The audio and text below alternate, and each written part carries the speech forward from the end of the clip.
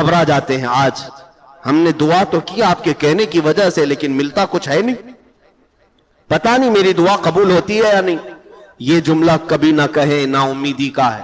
کبھی کبھار کچھ لوگ ہمارے پاس آ کر کہتے ہیں دعا کی درخواست ہر مومن سے کرنا تو چاہیے, آپ میرے لیے دعا کریں اور آپ ہم سے کہیں کہ آپ ہمارے لیے دعا کریں, یہ مومنوں کا شیوا ہے, دستور ہے.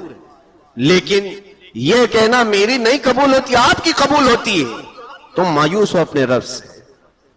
اللہ عز و جل کے قبول کرنے پر تمہارا یقین نہیں رہ گیا, یہ مایوسی کفر تک لے جاتی, بندے کو کافر بنا دیتی. کبھی یہ نہ کہنا, اس لیے کہ اللہ عز و جل ہر بندے کی سنتا ہے, ہر بندے کی.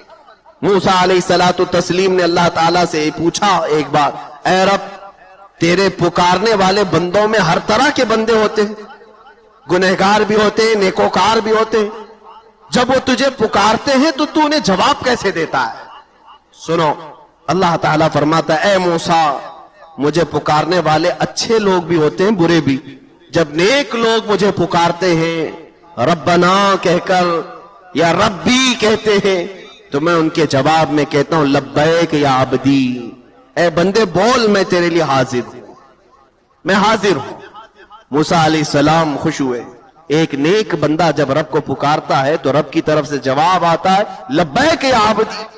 پھر اللہ تعالیٰ فرماتا ہے اے موسیٰ جب گناہوں میں مصروف, گناہ ترک کر کے بندہ آتا ہے, ایک گنہگار مجھے پکارتا ہے یا ربی, تو میں اس کے جواب میں 70 بار لبیک یا عبدی کہتا ہوں, 70 بار کہتا ہوں اے بندے بول میں حاضر ہوں, اے بندے بول میں حاضر ہوں.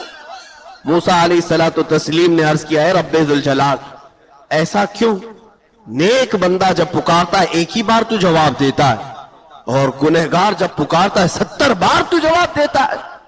اللہ کے اس کرم پر قربان جاؤ میرے عزیزو, دعا سے تم نہ بھاگو, بے نیاز نہ ہو. اللہ فرماتا ہے اس لیے کہ نیک جب مانگتا ہے تو اسے یہ بھروسہ ہوتا ہے میرے پاس نمازیں ہیں, زکوٰۃ ہے, حج ہے, جو کچھ بھی ہے, ان اعمال کے بھروسے پر وہ مجھ سے مانگتا ہے. اور جب ایک گنہگار مانگتا ہے اس کے پاس کچھ نہیں ہوتا, صرف مجھ پر یقین کر کے مانگتا ہے, اس کا صرف مجھ پر بھروسہ ہوتا ہے, اس لیے میں اس کے جواب میں 70 بار کہتا ہوں لبیک یا عبدی.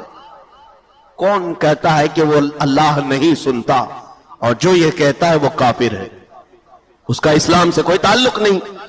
اللہ عز و جل ہر ایک کی مصیبتوں کی خبر لیتا ہے. وَمَا اللَّهُ بِغَافِلٍ عَمَّا تَعْمَلُونَ, اللہ تمہارے کیے ہوئے کاموں سے بھی غافل نہیں اور تمہاری باتوں کو بھی سنتا ہے. اِنَّكَ لَسَمِيعُ الدُّعَاء, یہ بھی کہا گیا ہے قرآن, اے اللہ تو دعاؤں کو ضرور سننے والا ہے.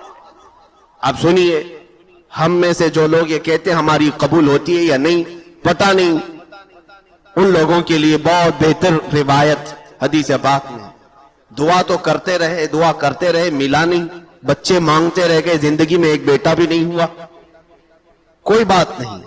مومن کے لیے کوئی بھی چیز اللہ تعالیٰ نے رائے گاں اور ضائع ہونے والی چیز رکھا ہی نہیں.